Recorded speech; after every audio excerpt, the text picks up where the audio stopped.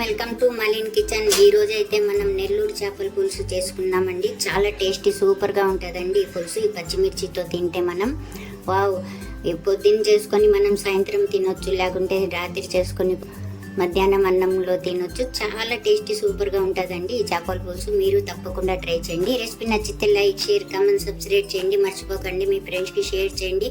Video చూడాలంటే notification on చేసుకోండి. Video అయితే పూర్తిగా చూడండి. వీడియోలో ఎలాగుందో అలాగే చేయండి. బాగా చూడండి.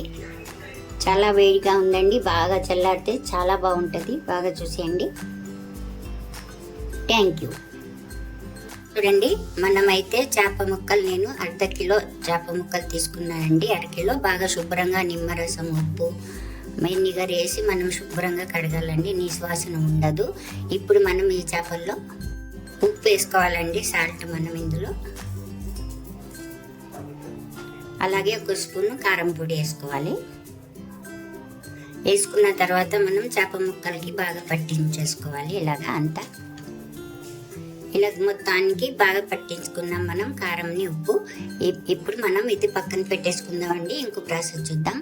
మనం ఒక ఫ్రై పాన్ అయినా ఏదైనా తీసుకోవాలండి. తీసుకొని అందులోకి చూడండి, ఒక స్పూను ధనియాలు, పావు టీ స్పూన్ జీలకర్ర, అలాగే పావు టీ స్పూన్ మెంతులు, ఈ మూడింటిని కలిపి మనం ఇందులో వేసుకోవాలి. వేసుకొని బాగా ఇలా దోరగా కొద్దిగా వేయించుకోవాలి. ఇలా వేయించుకోవాలండి. స్టవ్ ఆఫ్ చేసుకుంటాం. ఆఫ్ చేసుకొని మనం చల్లారించుకొని మిక్సీ పట్టేసుకుందామండి పొడి అండి. మనం పొడి ఇలా చేసుకొని పక్కన పెట్టుకోవాలి. ఇప్పుడు మనం చూడండి, మనం ఒక గిన్నె పెట్టుకోవాలండి. మనం చేపల పులుసు చేసుకోవడానికి ఇలాంటి గిన్నె పెట్టుకోవాలి. బాగా దలసరిగా ఉండాలండి. ఇప్పుడు మనం ఇందులోకి స్టవ్ వెలిగించుకొని పెట్టుకొని ఇందులో ఆయిల్ అయితే వేసుకోవాలి. మనం ఆయిల్ ఒక 4 స్పూన్లు వేసుకోవాలండి. ఆయిల్ ఎక్కువ ఉంటేనే బాగుంటుంది. ఆయిల్ వేడెక్కిన తర్వాత మనమైతే చూడండి, పావు టీ స్పూన్ ఆవాలు వేసుకోవాలి. అలాగే ఒక చిటికెడు మెంతులు అయితే వేసుకోవాలి. అలాగే కొద్దిగా ఒక చిటికెడు జీలకర్ర వేసుకోవాలి. ఇలా బాగా చిటిపటలాడాక మనమైతే ఒక ఉల్లిపాయ అండి, పెద్ద సైజు ఉల్లిపాయలు సన్నగా కట్ చేసుకున్నానండి. మనకు ఇష్టం లేకపోతే మనం మిక్సీలోనే వేసుకోవచ్చు. నేనైతే సన్నగా కట్ చేసుకొని ఇందులో వేసేసుకోవాలి. చూడండి, మనకు ఉల్లిపాయలు అయితే ఇలాగని ఇందులో మనం పావు టీ స్పూన్ అల్లం వెల్లుల్లి పేస్ట్ వేసుకోవాలి. వేసుకుని ఇది కూడా మనం బాగా వేయించేసుకోవాలి పచ్చివాసన పోయేదాకా. ఇలాగే ఎగిపోయిన టమాటా అండి మిక్సీ జార్లో వేసుకున్నాను. వేసుకొని ప్యూరీ చేసుకుని ఇందులో వేసుకోవాలి. లేకుంటే ముక్కలైనా కట్ చేసి వేసుకోవచ్చు, మన ఇష్టం. ఇది కూడా మనం వేయించుకోవాలి. ఇందులోనే మనం పచ్చి కరివేపాకు అండి 2 రెప్పలు అయితే వేసుకోవాలి. వేసుకుంటే బాగుంటుందండి పులుసు. ఇలా వేగిన తర్వాత మనం ఒక పావు టీ స్పూన్ పసుపు వేసుకోవాలి.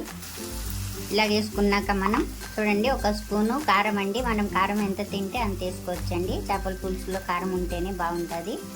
నేను ఒక స్పూన్ వేసుకున్నా. అలాగే చేపల్లో వేసుకున్నాను కదా. అలాగే ఉప్పు వేసుకోవాలండి. మనం చేప ముక్కల్లో ఒక స్పూన్ వేసుకున్నాం. ఇందులో ఒక స్పూన్ అండి, చెంచా వేసుకున్నాం. ఇప్పుడు బాగా కొద్దిగా మగ్గాలండి మనకు. ఇప్పుడు మనం ఇందులో నేను చింతపండు నిమ్మకాయ సైజ్ అంతా తీసుకొని నేను నానబెట్టానండి. నీళ్ళు వేసుకొని బాగా శుభ్రంగా కడిగి చింతపండు ఈ పులుసుని మనం చేసుకుందాం.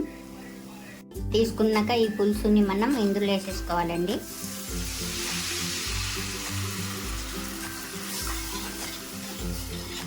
మనం ఇలా వేసుకున్నామండి. మన పులుసు సరిపోతే మనం నీళ్ళైనా వేసుకోవచ్చు. నేనైతే ఎంత వేసుకున్నాను. ఇప్పుడు మనం మూత పెడదామండి. మూత పెట్టేసి బాగా ఉడికించుకుందాం, చింతపండు వాసన పోయేదాకా. ఇద్దామండి. 3 నిమిషాలు అయితే ఉడికింది. చూసారా, ఇలాగైంది మనకు పులుసు బాగా. ఇప్పుడు మనం ఇందులో మనం కారం, ఉప్పు వేసి పెట్టుకున్నాం కదండి. ఈ చేప ముక్కల్ని మనం ఒక్కొక్కటి తీసి ఈ పులుసులో వేసేసుకోవాలి. ఇలాగా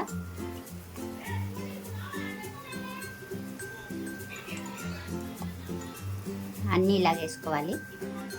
ఇలా వేసుకోవాలండి. వేసుకున్న తర్వాత ఒకేసారి మనం ఒక్కసారి ఇలాగా ఈ పక్క ఆ పక్క తిప్పేసుకొని కలిపేసుకుందామండి. ఇలాగా చెంచాతో మళ్ళీ ఉడికేసరికి మళ్ళీ మనం చెంచా వేయకూడదు. అందుకని ఒకసారి ఇలా కలిపేసుకోవాలి అంతని. ఇప్పుడు మనం ఉప్పు చెక్ చేసుకొని మళ్ళీ కొద్దిగా పడితే వేసుకోవచ్చండి. నాకైతే కొంచెం పడుతుంది, వేసుకుంటున్నాను.